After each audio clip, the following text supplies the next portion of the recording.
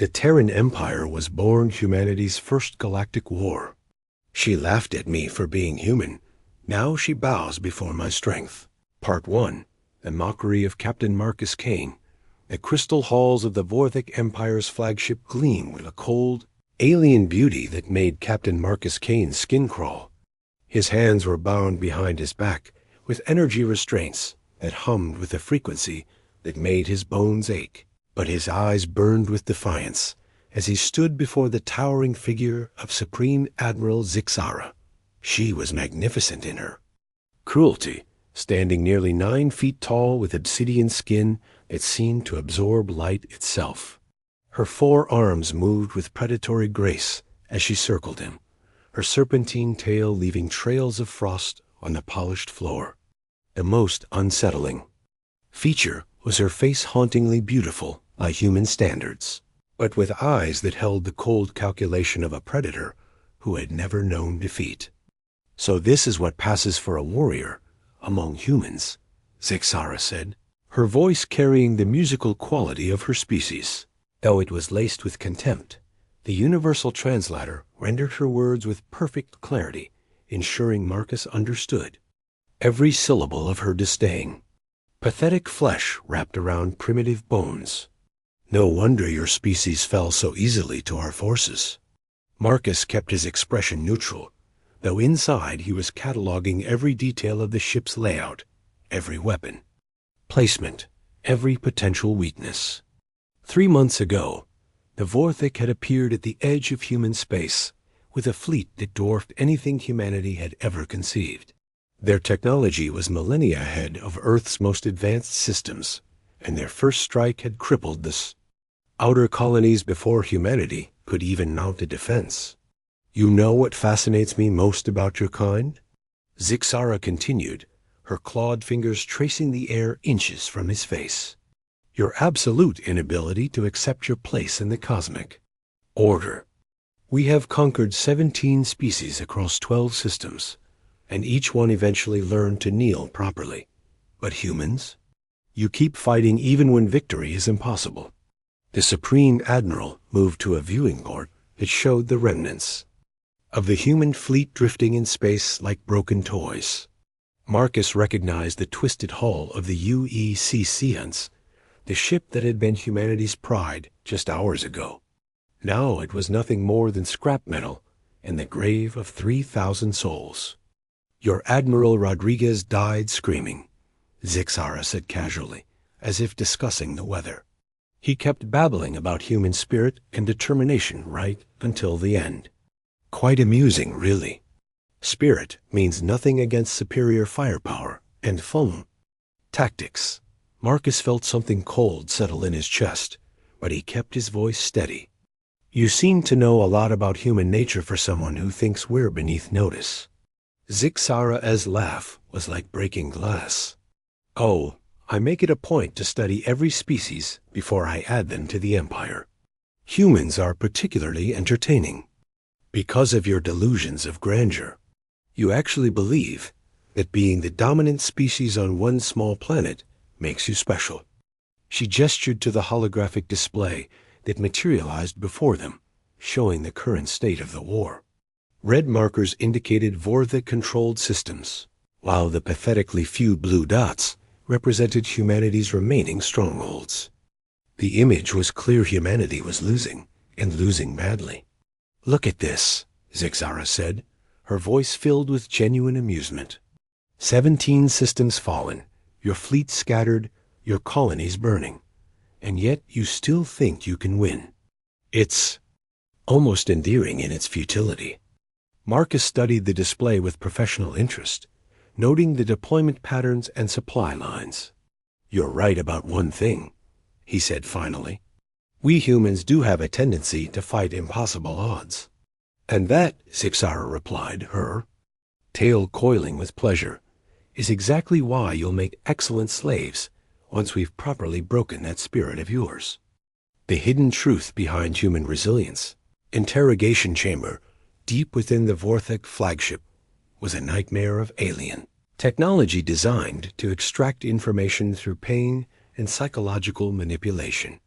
Marcus Kane hung suspended in an energy field that sent periodic shocks through his nervous system, each pulse calibrated to cause maximum discomfort without rendering him unconscious. Supreme Admiral Zixara watched from her elevated platform, her forearms manipulating holographic controls with casual precision.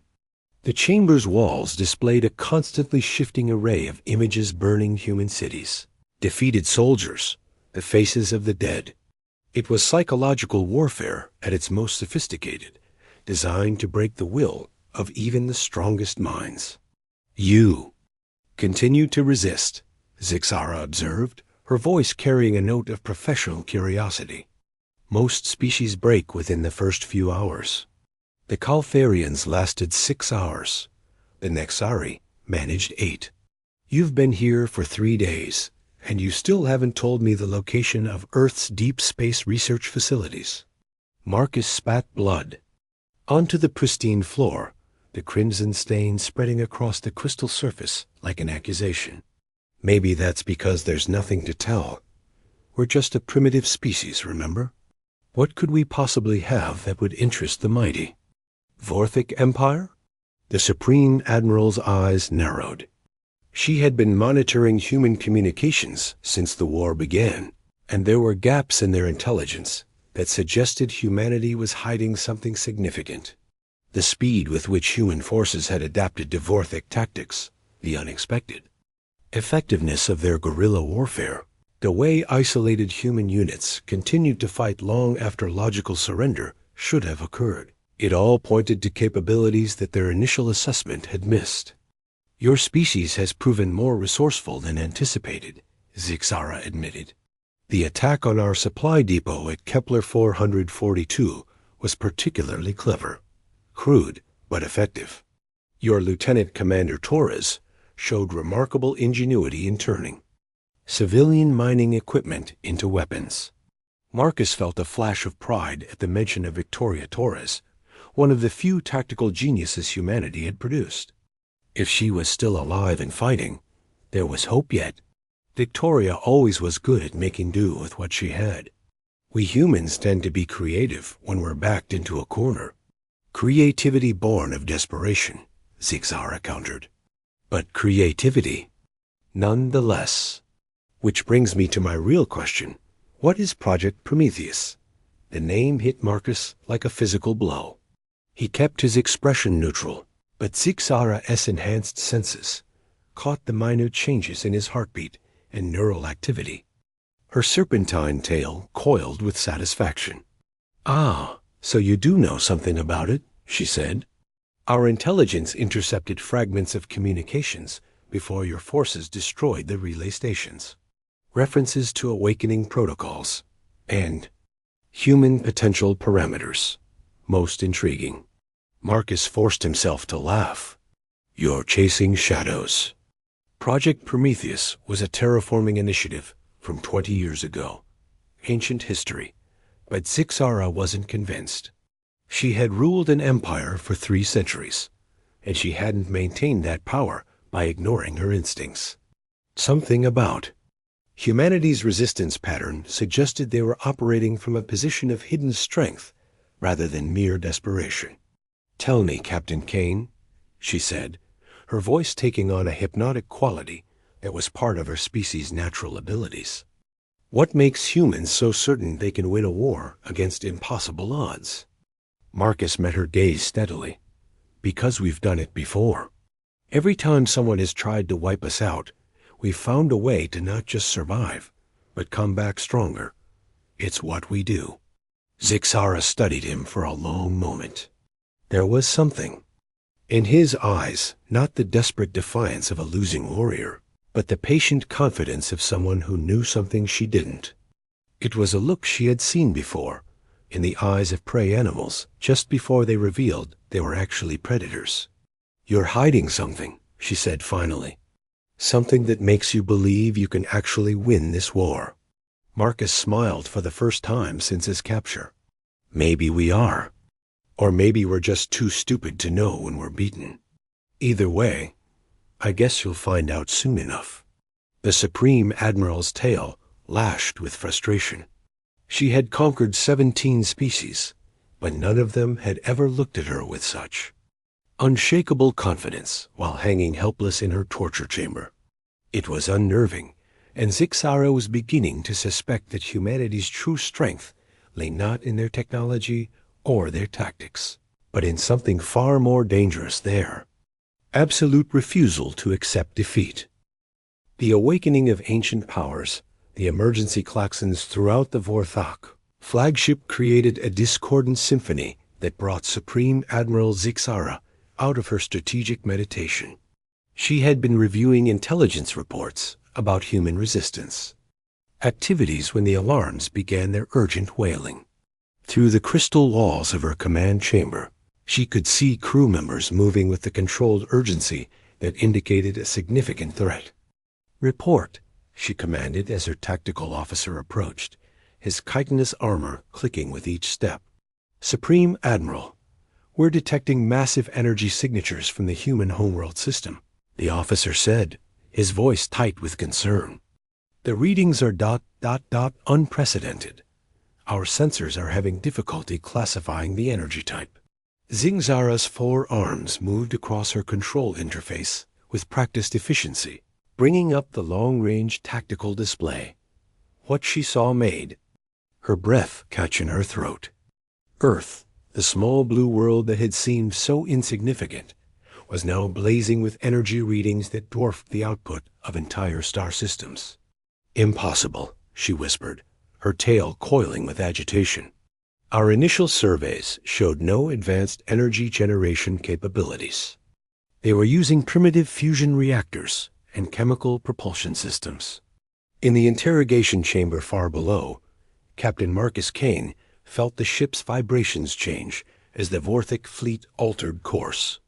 The energy field holding him fluctuated, and for a moment he could have sworn he felt something else, a presence, vast and ancient, stirring to wakefulness somewhere in the depths of space. The tactical display showed 3 more energy signatures coming online across human space. Not just Earth, but Mars, Europa, and the research station at Titan were all experiencing the same phenomenon. The readings were so intense that they were interfering with Vorthik sensors from 3 star systems away. "Supreme Admiral," the communications officer called out, his voice carrying a note of panic that was unusual for the disciplined Vorthik military.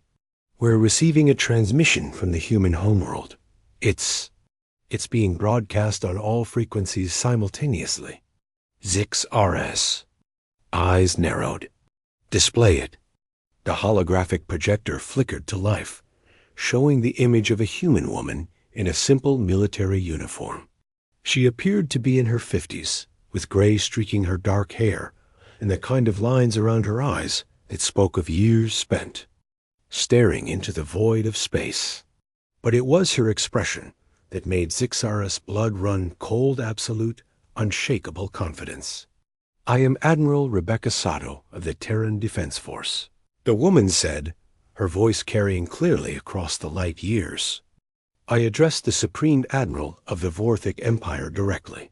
You have made a grave error in your assessment of humanity." Zixara felt her jaw clench. The audacity of this primitive species to address her as an equal rather than a conquered subject was almost insulting. But something in the human's demeanor suggested this was not the desperate bluff of a defeated enemy. "For centuries, we have kept our true capabilities hidden," Admiral Sato continued. "We learned long ago that the galaxy is a dangerous place for species that reveal their full potential too early. But you have forced our hand. You have awakened something that should have remained sleeping." The energy readings from Earth spiked again, and this time Zixara could see the source. Massive structures were rising from the planet's surface, their configuration unlike anything in known galactic architecture. They seemed to be drawing power directly from the planet's core, channeling it through crystalline matrices that defied conventional physics. "What you see is not technology," Admiral Sato said, as if reading Zixara's thoughts. "It is potential.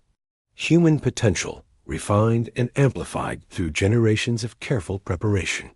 We are not just another species, Supreme Admiral. We are the descendants of those who came before, the inheritors of a legacy that predates your empire by millennia. Marcus Kane, still suspended in the interrogation chamber, felt the truth of those words resonate in his bones. Project Prometheus hadn't been a terraforming initiative. It had been humanity's greatest secret, the slow awakening of abilities that had been dormant since the species' earliest days. You called us primitive, Admiral Sato said, her voice hardening. You mocked our spirit, our determination, our refusal to surrender. But you failed to understand what those qualities truly represented. They were not the desperate flailing of a dying species. They were the evidence of our true nature. The energy readings from human space reached critical levels, and suddenly, Zixara could see them ships unlike anything in the known galaxy.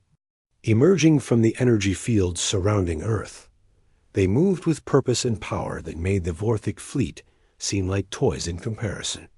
We are the children of the stars, Admiral Sato declared, and we have come home.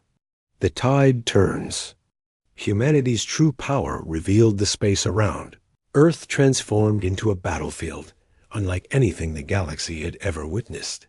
Supreme Admiral Zixara watched in growing horror as the human fleet emerged from the energy fields, their ships crackling with power that defied every law of physics she understood.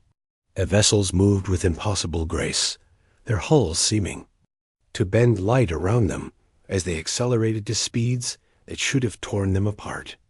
Analysis, she commanded, her voice tight with controlled panic.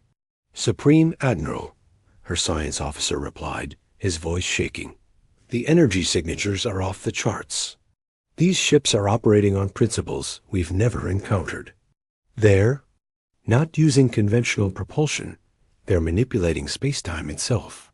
Zixara's 4 arms worked frantically across her control interface, attempting to coordinate a response to this unprecedented threat. The human ships were approaching her fleet with deliberate precision, their formation suggesting tactical knowledge that went far beyond anything humanity had displayed during the war dot in the interrogation chamber. Captain Marcus Kane felt the energy restraints around him flicker and fail. The awakening of humanity's true potential was affecting all technology in the surrounding space, disrupting the careful balance of forces that kept alien systems functioning. He dropped to the floor, his muscles screaming from days of suspension. But his mind was clear and focused. The first engagement between the human fleet and the Vorthic forces lasted exactly 17 seconds. When it was over, 3 of Zixara's most powerful warships had been reduced to expanding clouds of superheated plasma. The human vessels had barely slowed down. How? Zixara whispered, her tail coiling with barely contained fear. How did they hide this from us? The answer came from an unexpected source. Marcus Kane's voice echoed through the ship's communication system as he accessed a nearby terminal. Because we learned from the best, Supreme Admiral. We learned from you. Zixara spun toward the nearest security monitor, seeing Kane standing in the interrogation chamber, his hands free and his eyes blazing with an inner light that hadn't been there before. You see, the Vorthic Empire isn't the first galactic power to visit Earth. We've been watching, learning, preparing for this moment for over 1,000 years. The truth hit Zixara like a physical blow. The missing pieces of human history, the gaps in their technological development, the way they had adapted so quickly to Vorthic tactics, it all made sense now. Humanity hadn't been primitive. They had been hiding. The ancients, she breathed. You're connected to the ancients. Marcus nodded, his form beginning to shimmer with the same energy that surrounded the human fleet. We are their chosen successors. When they transcended physical existence, they left behind guardians, sleeping guardians, who would awaken when the galaxy needed them most. The human ships continued their advance, their weapon systems charging with power that made the Vorthic's most advanced armaments look like children's toys. But it wasn't just their technology that had changed. Through the ship's sensors, Zixara could see the human crew members moving with enhanced speed and coordination, their neural patterns blazing with activity that suggested they were operating on a level far beyond baseline humanity. "This is impossible," she said, her voice barely a whisper. "No species can evolve this quickly." "We didn't evolve," Marcus replied, his voice now carrying harmonics that resonated through the ship's hull. "We remembered. Every human carries the genetic memory of our true heritage. It just took the right circumstances to wake it up." The lead human ship opened a communication channel, and Admiral Sato's image appeared on the main screen. But she had changed. Her eyes now held the same inner light as Marcus Kane's, and her presence seemed to fill the entire bridge with an aura of barely contained power. "Supreme Admiral Zixara," she said, her voice carrying across the void with perfect clarity. "I offer you one chance to withdraw from human space. Your empire may be vast, but it is built on the suppression of potential. We will not be suppressed." Zixara straightened, her pride warring with her growing fear. "The Vorthic Empire does not retreat. We have conquered 17 species. We will conquer humanity as well." Admiral Sato's expression was almost pitying. "You still don't understand, do you? You haven't been fighting humanity. You've been fighting our children, our descendants, who forgot their true nature. But now they remember." The birth of the Terran Empire, the final battle for human space, lasted 3 hours and reshaped the political landscape of the galaxy forever. Supreme Admiral Zixara found herself kneeling on the bridge of her own flagship, her 4 arms bound. Behind her back with the same energy restraints that had once held Captain Marcus Kane. The irony was not lost on her. Marcus stood before her, but he was no longer the broken prisoner she had tortured. Power radiated from him like heat from a star, and his eyes held the accumulated wisdom of eons. Behind him, the view screen showed the remnants of the once mighty Vorthic fleet drifting in space, their crews either dead or surrendering to the unstoppable force that humanity had become. "You wanted to know about human nature," Marcus said, his voice carrying harmonics that seemed to resonate with the fundamental frequencies of reality itself. "You studied us, cataloged our weaknesses, mocked our determination. But you never understood what you were really looking at." Zixara's serpentine tail coiled with impotent rage. "Your species was primitive. We observed you for decades before the invasion. You had barely achieved faster-than-light travel. Because we let you observe what we wanted you to see," Marcus replied. "Humanity learned long ago that the greatest weapon is the one your enemy never sees coming. We've been preparing for this moment for 1,000 years." Through the ship's communication system, Admiral Sato's voice echoed across the bridge. "The Terran Empire hereby claims sovereignty over all systems within 50 light-years of Earth. Former Vorthic territories are now under human protection. Any species that wishes to join our alliance is welcome. Those who choose to resist will be dealt with accordingly." Zixara's eyes widened with shock. "Empire? You're establishing an empire?" Marcus nodded, his expression grim. "The galaxy is a dangerous place. Your people proved that when they tried to exterminate us. But we won't make the same mistakes the Vorthic did. Our empire will be built on cooperation, not conquest. Species that join us willingly will be partners, not slaves." The transformation of human space was visible even from the Vorthic flagship. The energy fields that had surrounded Earth and the other human worlds were now extending outward, creating a network of power that connected entire star systems.